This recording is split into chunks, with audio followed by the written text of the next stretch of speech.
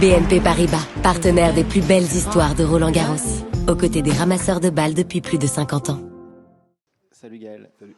Est-ce que tu peux, pour commencer, juste nous parler de Jack Draper, de ce que tu as pensé de ce qu'il produit sur le court, parce que c'est sans doute très différent côté coup droit et revers en termes de puissance, d'effet. Enfin voilà, qu'est-ce que tu penses de ce joueur qui a fait des progrès énormes cette année?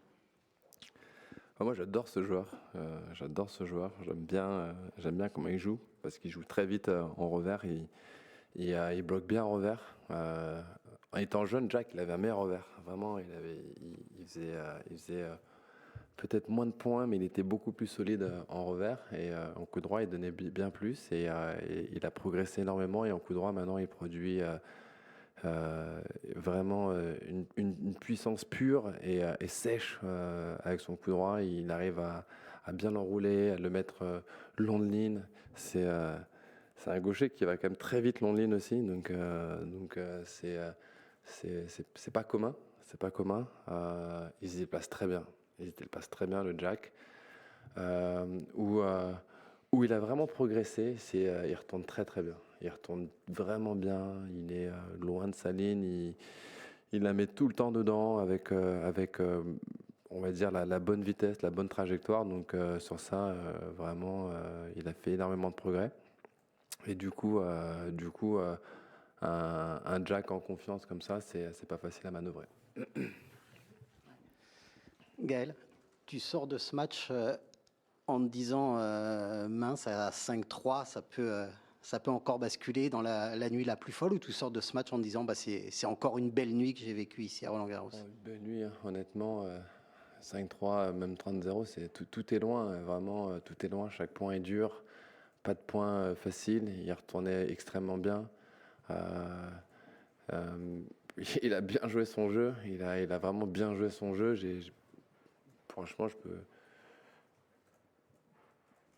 en fait, quand je peux pas faire grand-chose, je suis allé moi aussi sur mon coup droit long de ligne. Il est sorti.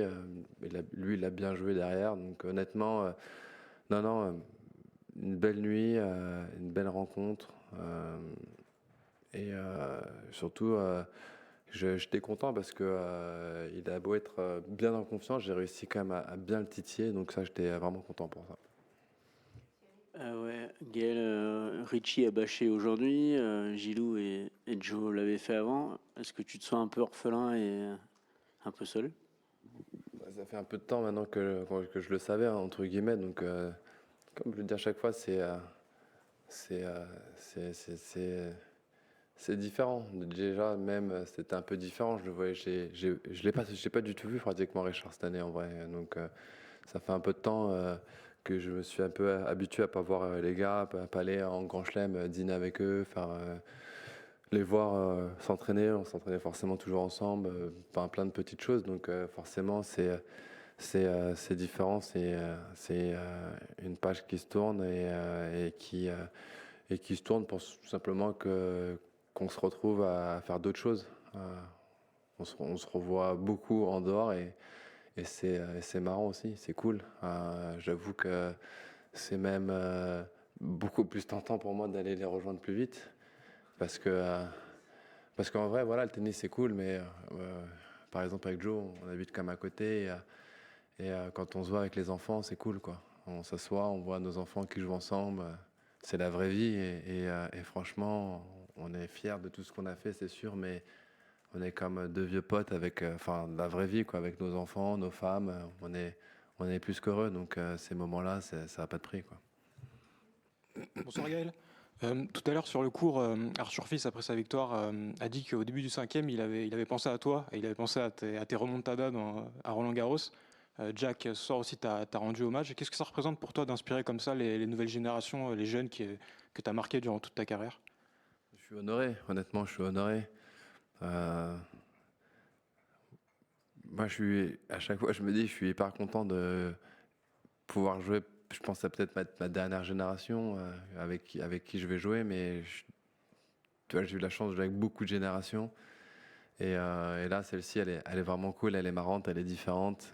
Ils sont quand même beaucoup plus jeunes que moi, quasiment le double d'eux. Donc forcément, je peux être qu'être honoré et je prends un plaisir de dingue de les voir et d'échanger avec eux. Et si voilà, ils sont des mots comme ça, c'est juste un honneur, quoi.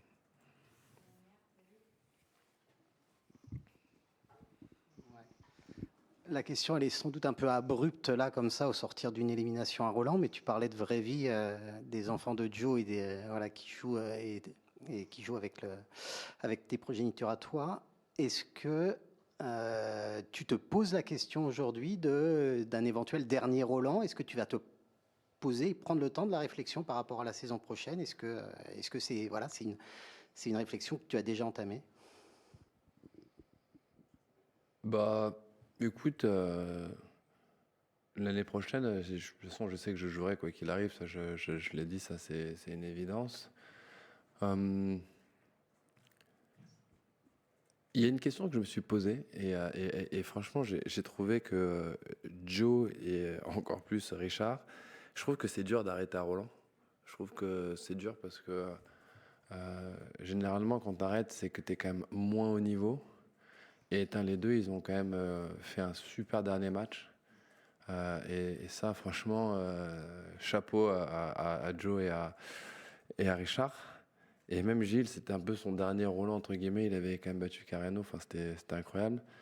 J'ai quand même l'impression que si moi je pousse quand même un peu plus loin, ça va être quand même un peu plus compliqué quand même. Mais honnêtement, j'ai pas. Sincèrement, comme je me sens physiquement, pour l'instant, je ne dirais pas que c'est quand même mon dernier Roland. Moi, c'est plus un peu dans la tête, un peu ce que j'ai envie de faire, plus avec moi-même. Donc, ce sera en fonction forcément de mes envies, des sacrifices que je fais. Honnêtement, aujourd'hui, encore une fois, hein, je produis quand même un gros match contre il est 5e mondial.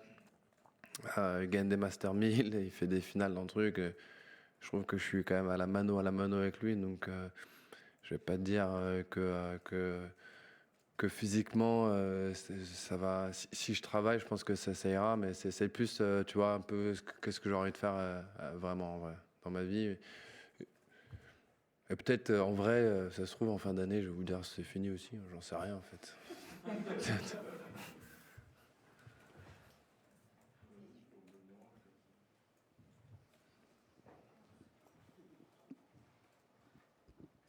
Bonsoir Gaël. Bonsoir. Est-ce que le programme de samedi est bouclé ou pas? Alors en vrai, il est bouclé, hein. Mais en fait, il y a eu tout le monde croit que je vais à Munich déjà en 1.